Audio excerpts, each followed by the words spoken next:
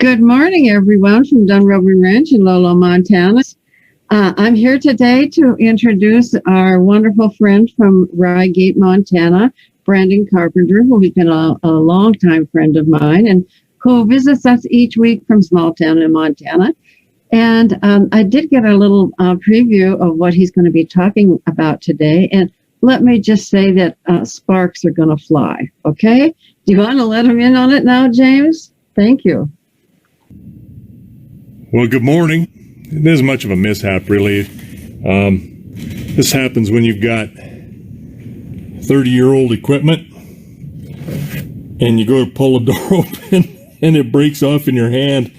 This is one of those things that is a nuisance because now you got to roll the window down to get the door open, or you just drive with the window down when it's cold and there's not much snow out right now this morning, but it's dang sure not warm weather window downtime. So we're gonna have to slow up, and this is one of those things that takes place, and I'll have to do a little repair on here.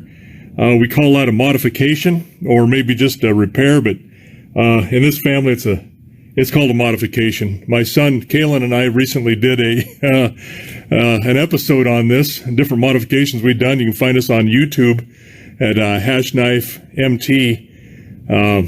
Hashknife Ranch MT on YouTube, and you can hear that full hour of that. Some of the things we've came up with, some of the things that have worked and not worked, but this is another one of those that it's got to work. And I've done it before. I've done it on other vehicles. So we're going to trade out plastic for steel. It's much easier on the fingers if you can reach up here, and turn this thing from about 40 degrees to, you hear that?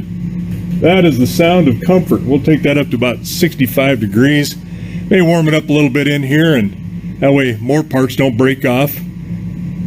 We're all old and brittle. I'm included in that, so we'll have a little comfort in here, spend a little bit of time putting this thing together, and be on our way again. Well, as you can see, this door's been apart before because we're playing here with a Torx head screw and an auto body washer, because this pickup is fairly old. It's just a feed pickup. We've got a flatbed on it, and we can also dig post holes with the attachment on the feeding arms, but that's dandy. So that's swallowed out. We've got to have a piece of, literally, this is an auto body washer that I haven't modified that. I didn't do anything but stick a screw through it, so that's not my fault. So we're going to go through here, take all of these pieces and parts off, see if we can't get to this bad boy, and continue on with our modification. We got this loose. All right, here's our offending piece, and I do mean offending. So, a little tiny piece of plastic held on by a very small bolt, and we'll take this over and see if we can't that. But it is what it is, because it's the time of year where we're going to start cleaning stuff up. So, handle fits on like that to the door, to the door frame, and this side comes into it. It's like makes a nice little square here, like yay. There we go. And we'll see how well we can fabricate and copy this design with just a piece of scrap stuff here. So let's come on over and see if we can't find some scrap metal. Always got scrap metal laying around, little pieces and parts we've used or cut off of something. And never ever throw anything away.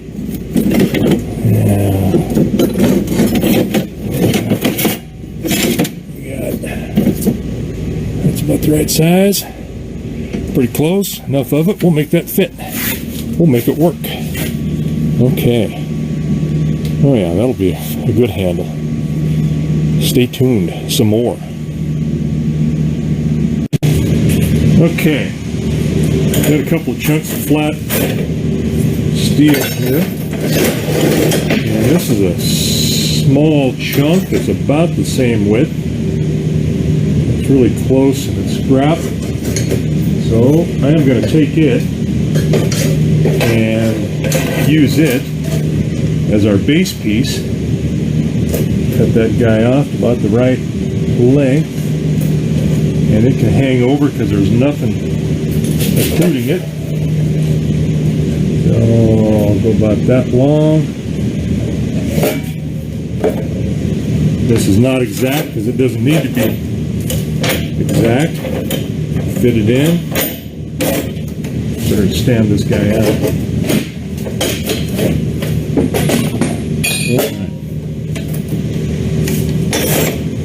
This bit of need an extra couple of hands, of course. All right. Safety shield on. Watch your ears.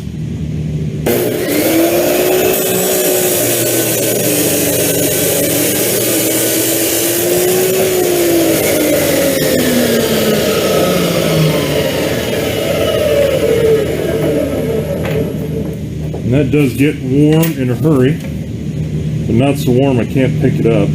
So, all right, there's our base. And we got a little notch here that we need to make. See that? That's got to be fitted and kind of machined a little bit. So I will do that, I think, with this saw blade. It's going to be just about the right width. We'll try it, see what happens. And it's just to keep that thing in alignment so it's not just rolling all over the place. So we'll see how we do here. And I need to get, again, I'm just going to roll this thing around. And this is kind of not how you would do this if you were doing this stuff for a living. Because I don't really care about whether or not it's super aesthetic. I just want it to work. It's got to function. And I think that's going to be about right. We'll give it a little bit extra room here. Cut this chunk off. And make a nice square cut because we got to weld this together when we're completely done. And we want that weld to be square so that we can form the rest of it off of that and weld it in place, and it'll be all ready to go. I might take a little bit of fire if I have to and soften that metal up so that we can bend it a little easier. We'll see how it bends. All right, here we go.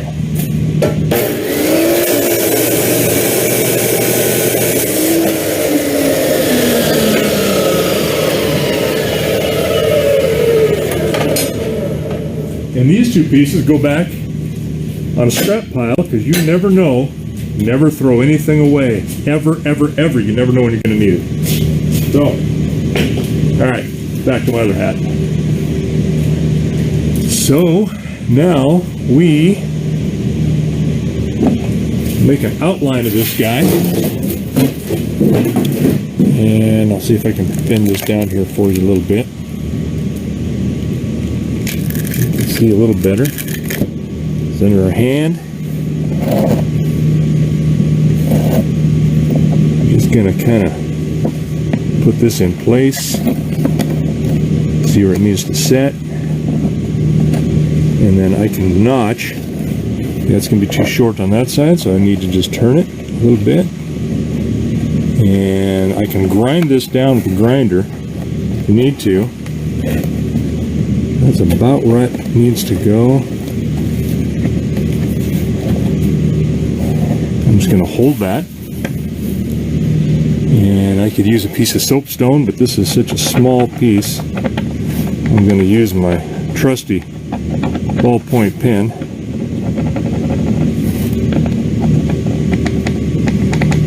And trace that out. Cut that out. And now we've got a piece that mimics that. and that together. And then I'll cut that out. We'll put a hole in there, and we will be on our way to handle making on the sticky outy part of the door. That's a technical term. Okay.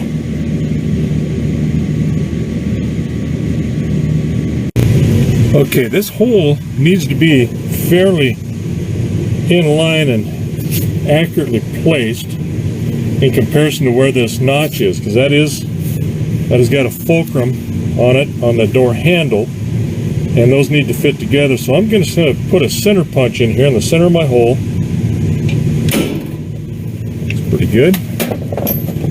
And you can see that little bitty mark in there? I just depressed or just punched down a hole, small depression in that piece of metal. Now this is a part that's kind of a pain because this is such a small piece. It's very, very hard to hold on to. And so I'm going to grab a set of vice grips again. And we're going to hold that as best we can on the corner instead of this thing spinning through your fingers, because that does hurt when it turns loose, and a lot of times these will bind. And I should have gloves on, but my hands are reasonably seasoned. And I'm going to place this on this 2x4, and it's just kind of giving it a backer. And this is a small drill compared to the size of the hole that we've got. That's a lot bigger, and that just slips right through there really easily. All I'm doing is making a pilot hole so that the second one, this size will fit that hole, will slide through here much, much easier, and it won't bind and cut. So we'll get this reset where I want it. All right. Power.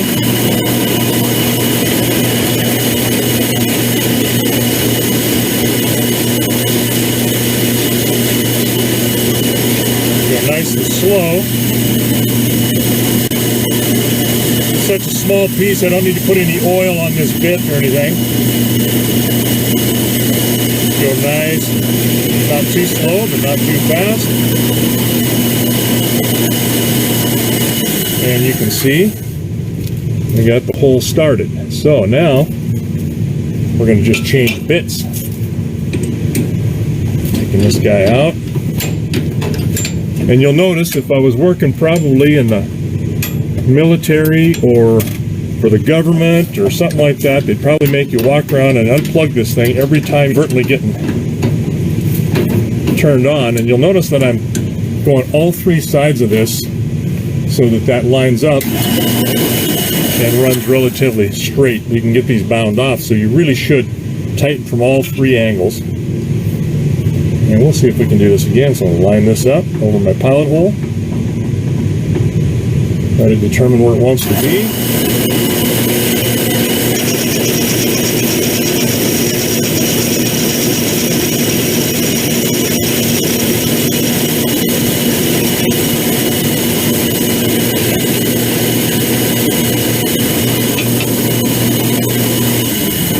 Sharp, with little pieces of metal come out in little curly cues. Nice little even. So that blade or the edge of this is very nice and sharp. And I went down into the wood, which doesn't do them any good, but it's softer than metal. And I can get all the way through that now and have this part. So as that going through, like it should now obviously go through things. So you got to put that kind of on the edge here where we've got just a little bit of space. We'll see how we can fit that in and maybe grind her down. All right. Well, sometimes the best thing to do is go oldie fire to it. I'm just going to gently take most of the curve back out of this. Easy. And that's relatively straight. I'll start over. But I'm going to bring this up. I think we'll probably use the same thing, that anvil, as our guide. holes here. Bring it down so far. And then I'm just gonna give it a whack. And bring that over quite a bit. And believe it or not, this is the anvil my grandpa had.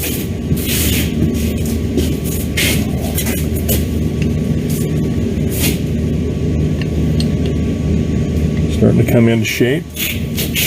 Starting to get the right angle on that a little bit more. And I'll bend that all around.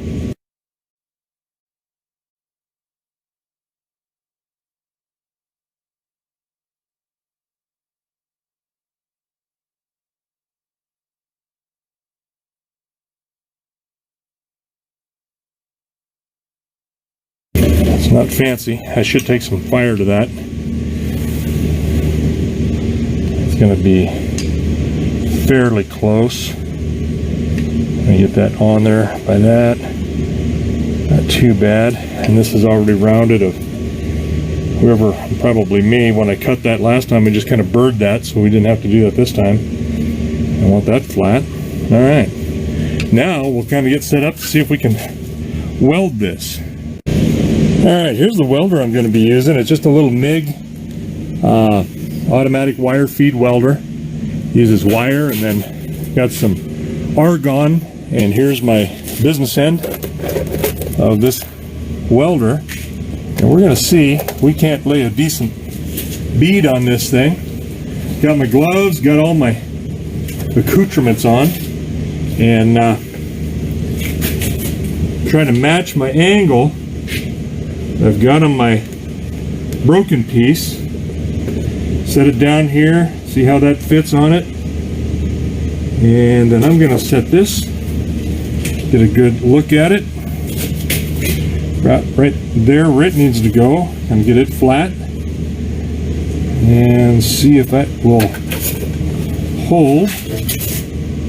And then I'm going to zap it.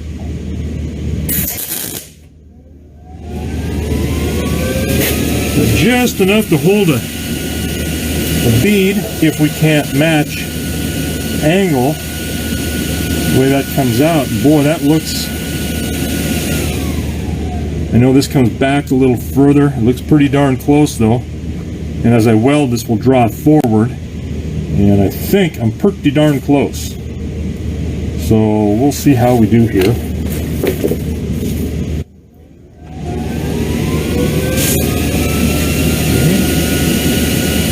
Little tiny welds on there. They're not much, but they are holding just enough that I can go ahead and clamp this down instead of at an angle. So just kind of luck, not anything on my planning. All right, we'll clean this up a little bit and we'll continue on. All right, I have ground that piece down now, so it's nice and flat. Should sit in there, and hopefully we haven't got the handle on backwards, which could happen. It doesn't look too bad. We'll see. And we'll that bad boy in there. And this is what I hate about getting old, is having to use these specs a little bit to see anything.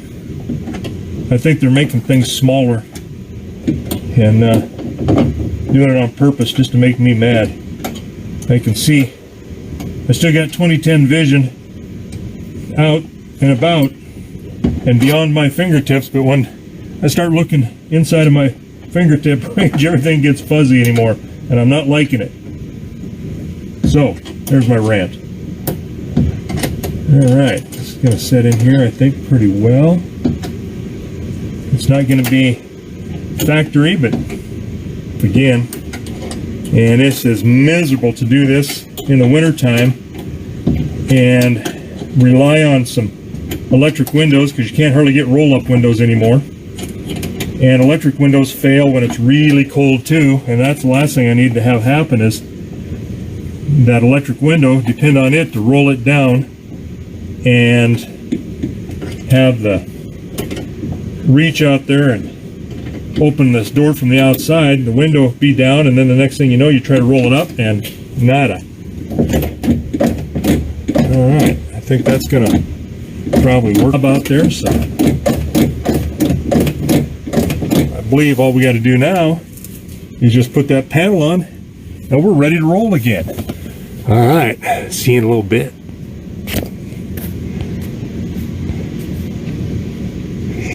All right, just got a couple more screws to put in tight. I got the window rolled down now because I am no dummy. Well, right now I'm not a dummy because I figured I'd do this just about the time we're going to test it. So, all right. All the cables are hooked up. Oh, here we go. Door closes and, ooh, door opens nicely. Okay. Well, it's not going to win any rewards or awards for being pretty, but it's functional. It works. And this is a, oh my God, what year is this? Is a 1994 pickup. So you keep doing things to them to keep them going. I didn't have to go to town for this. Didn't need to spend any extra money on it, and it's better than it was before. Not pretty, but it's better. All right, you guys, I hope that was mildly entertaining. I know this is a little bit better spot to be than outside right now, and as a coincidence, the heater just kicked off as I finished up, so it's about 65 degrees in here finally. It's been running all that time. Okay, hey, hope you had a good one. Brandon, that was wonderful. I so enjoyed watching all of that. For one thing, it brought up a lot of issues in my own life, and I'll relate a couple of them to you. We talked briefly about it before the movie ended. But, here in Montana, we keep things. I mean, we just keep things around because you never know when you're going to use them. And Right. and you're out in the middle of nowhere. I mean, it's a 3-hour drive to Billings? No, well, it's round trip. Yeah, it's just short of 3-hour round trip. Yeah. Yeah. So, I mean, to get a piece to fix a car handle from Billings, which is the closest place that you would likely find anything at all. Oh, yeah. Yeah, take 3 hours out of your time. And this happens more frequently than not, and you don't get to pick your hours or your weather or anything like that. No, Yeah. that's right. No, and the frequency is, we're probably skewed in my view of it because the frequency is often. I mean, we're always, something is happening like this. This is obviously, this pickup, when we do decide to get rid of it, when it's no longer costing us way more than what it's worth, those door handles will go with that vehicle. Somebody's going to go, what in the world? So Oh, but yeah. they work. Yeah, but for what your use of that vehicle, I mean, it really has to be on its last legs for you to abandon it, because if it's like my feed truck is a 25-year-old F-150, and I'm not going to give the darn thing away. The ball is off of the shift. I mean, you just get used to it. Where it's got its own personality. They do. Yeah, they're a piece of equipment that people don't understand that, who don't work with equipment. And I've said some pieces of equipment have an evil soul of their own, and others are they're pretty benevolent, and you take care of them and you can keep them going. But they have quirks and idiosyncrasies of all kinds that you have to work with and just to keep them going. Yeah. Yeah. So I wanted to also comment on, first of all, your fashion. Okay. Which, the hats? The different hats? Well, is that what you're talking about? wait a minute. I have been meaning to ask this for several episodes now. You have a little red flower on your cowboy hat, and I want to know its story. That is a poppy, and that was given as a donation to the veterans for Armistice Day. And I always try to, when I see them, there's a very short period of time around, early November where the American Legion takes donations and they give out poppies. And I always try to be around if I can, if my poppy's wearing out, and give them a generous donation, and then they'll give you a poppy in return. But my a lot of my relatives, uncles, great uncles, my son, they're serving their country, and that poppy is very. If anyone is interested in it, look up the significance of the poppy for. We call it Veterans Day now, but it was Armistice Day, for World War I, and it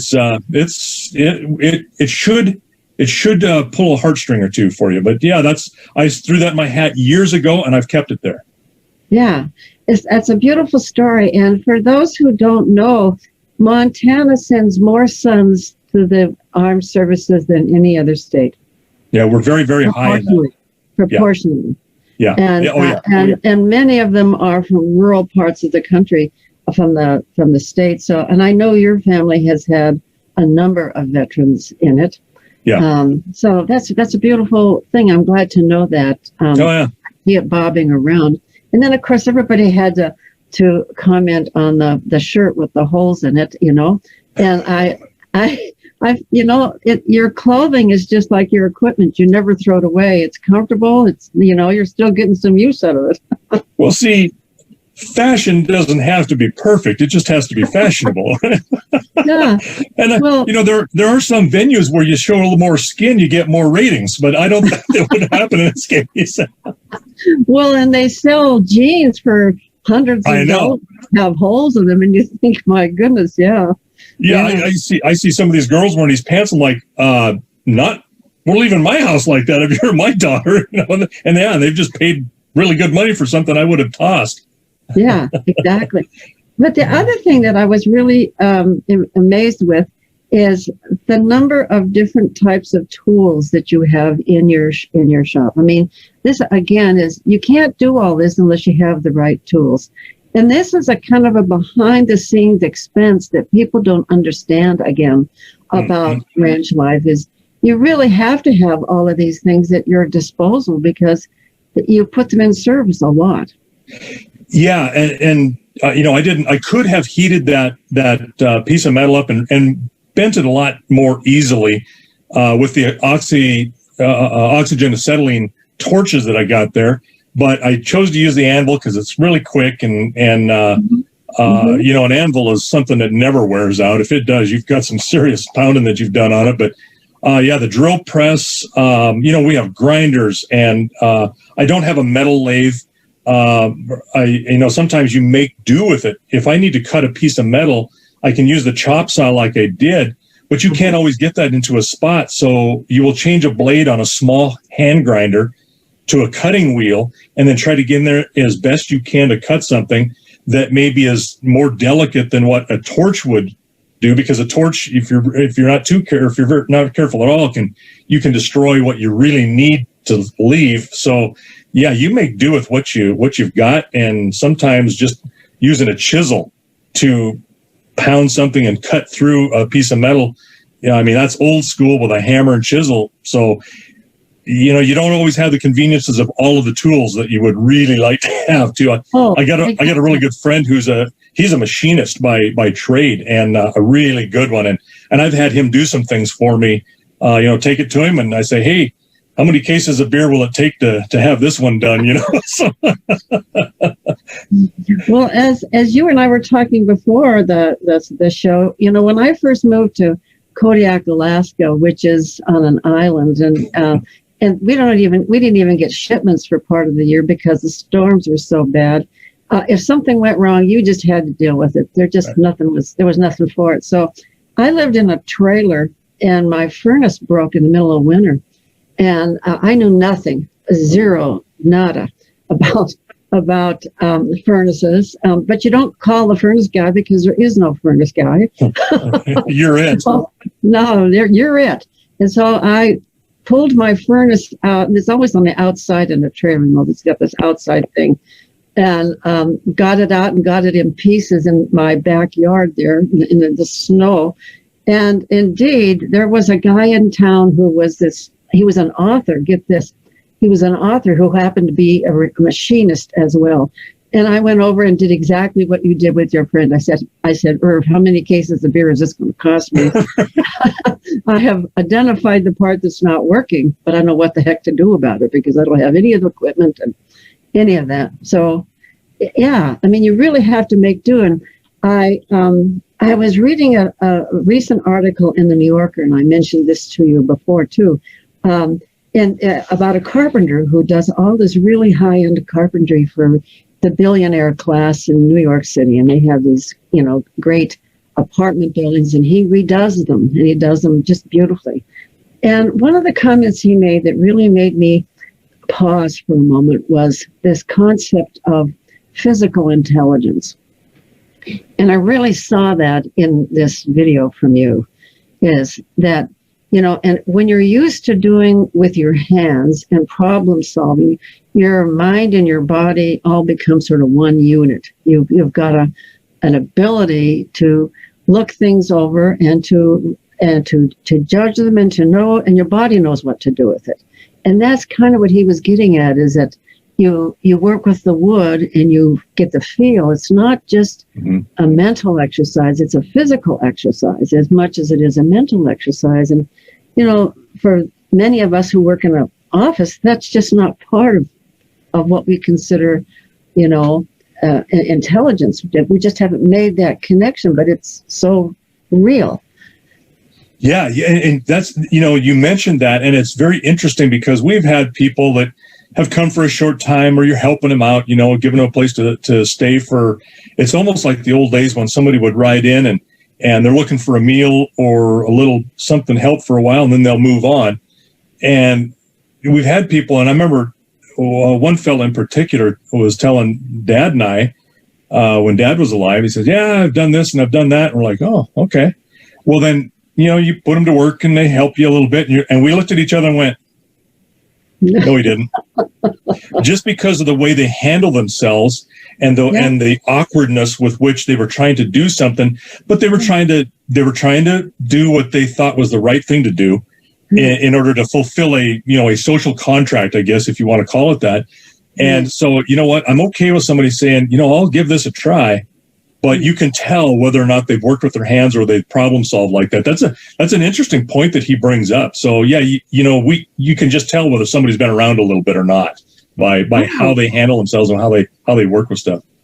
And it is using your whole body to solve the problem, not just sitting back and thinking about it, but using your whole body. I have another good example. Every year I would line up my guides, most of whom were young women, and I'd take them out to the truck and trailer, and I say, okay, I'll change a tire on both truck and trailer. And as you know, on pickup trucks, the tire is, up underneath the bed, and it's not an easy thing to get down. And it's, you have to know how to use the jack and all of that. And the one ranch gal that I had, even though she'd never seen that truck before, and her truck had at her ranch, it had it mounted on the front, which a lot of people do. She knew exactly how to approach the project. She got down under the truck. She started looking and everybody else just stood back. It was really interesting. She was problem solving. What do I need to do? What do I have to do to accomplish this? And that's right. Sometimes you don't know what you need to do, but you need to look at it, see how things work, and see, okay, is this a problem I need to improve on? Which is kind of a running joke in our family with modifications. So it is. It's a process that starts right from the very time. Okay, what just happened? What do I need to do before you ever begin to actually physically do it? So that's really good. Yeah, that makes total sense to me that she would have the wherewithal and somewhat experience that she could apply to something new. Well, that's it. And I think it's that physical intelligence. It's applying your whole self to the problem. And, I remember the first time I tried to herd cattle. I mean, until you, you can think it through all you want to, but ultimately, if you're not reading the cattle right, you're not going to get very far. And it's not a mental exercise. No, that's right. That's right. It's both. And it's one that's done at the same time in real time with something that's unpredictable or mostly predictable, but that can change. Yeah, no, it's not just following a cow around. Yeah. And I think, don't you, Brandon, that this is one of the really big attractions of the ranch life, is you do get to involve your whole self. It's mentally challenging, it's physically challenging, and there's a certain amount of reward to all that, don't you think? Yeah, it kind of depends on which side of the fence you're on. If you're on the side of the fence where you got to get this thing done, because bad things can happen if we don't, it's not as fun and it's stressful. Yes. And I mean, literally, things or people can die. Major damage, like your trailer there in Kodiak. One problem can make a larger problem happen very quickly. If you had running water in that trailer house, and then you freeze, all of a sudden now you're going to have busted pipes in the house, under the house. I mean, so, but looking from the outside and going, oh, well, that worked out well for him. That was pretty benign. Not necessarily. So, but there is satisfaction in the fact that you can fix things. You can do things. Fact is, in a couple, I think about 2 weeks, I'm going to have a episode here that we just went through. So I'm foreshadowing something that come up that was like, oh, this would be really good to put on here. And it'll take some more skills into something that I'm not really comfortable doing. But, it's done. And the consequences to not getting it done could be horrible. So, that'll be coming up. So we have a comment that says, a rancher is an accountant, philosopher, mathematician, carpenter, welder, doctor, nurse, and on it goes. Yes, that's absolutely true. I think it was a year ago, about this time. Well, it was a little later. It was into January. In one day, I thought, I'm like, oh my God, because I had a day that I had to get a bunch of critical things done. I was a pipe fitter. I was a welder. I was an electrician and a gas specialist, I guess, if you want to call it that, all in the same project, and it's like, that's what you got to do. And you got to keep it rolling. So, they're absolutely right. Whoever commented, there isn't any job that you shouldn't be able to at least try to get done to keep things going. If it needs somebody beyond what your skill is and you can never get there, at least limp it along till you get to somebody who can. Yeah, exactly. And ultimately, I do think that kids who grow up in this environment come out of that with a sense of confidence that a lot of kids don't, because they've been, had to face a lot of different situations. Yeah. And that's funny because I see that in my own sons. When I was a kid and you were a kid, you could work on a vehicle. You had room enough. You crawled inside those things and you could do anything you needed to get done. Well, now it's mostly computer work. You can't work on them. There's so many, things like EPA driven that is all computerized. And so I see that in my own sons, that their comfort level in an engine is the same as mine now. I'm like, unless it's simple, I'm lost. I really can't do much. And then of course the later models are even worse. And I see them that way, but I see them in other things that are like, oh yeah, we can just do this, and they'll patch something together or make it work or make something, where it's just this one thing has all of a sudden been chopped out of their toolbox of what they can do. Or in their case, they never got to learn that because I couldn't help teach them anything. So it's interesting that you say that in that way, and reminds me of that. Yeah.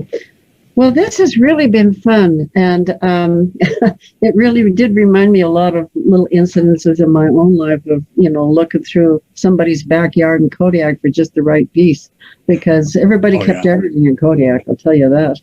Well, and if you got something like that and a neighbor that you're pretty close with say, hey, I'm looking for a chunk of steel. Have you got anything?